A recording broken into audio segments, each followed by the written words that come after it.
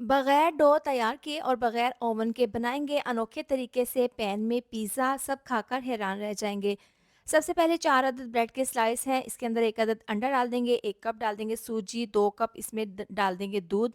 अच्छे से मिक्स करके इसको 10 मिनट के लिए रेस्ट के लिए रखेंगे ताकि सूजी फूल जाए। चिकन है boneless, red chilli sauce, soya sauce, कुटी हुई लाल मिर्च, नमक, पिसी हुई काली मिर्च, जीरा पाउडर, आधी चम्मच लहसुन का पेस्ट, धनिया पाउडर, हल्दी पाउडर मिक्स कर लेंगे। पैन में 4 चम्मच ऑयल डालकर ये तमाम बोटियाँ डाल देंगे, मैरिनेट की हुई। अब फ्राई कर लेंगे, थोड़ा-सा ऑरेंज फूड कलर पानी में मिक्स करके डाल देंगे।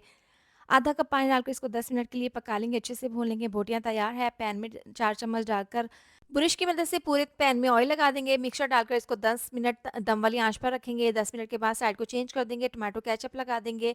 मोज़रेला चीज़ और बोटियाँ, प्याज़, शिमला मिर्च डाल के मिक्स हर्ब्स, चिली फ्लेक्स डालकर मोज़रेला चीज़ डालकर इसको 10 मिनट दम वाली आँच पर पकाएँगे। परफेक्ट पैन में मज़ेदार सा पिज़्ज़ा बनकर तैयार है।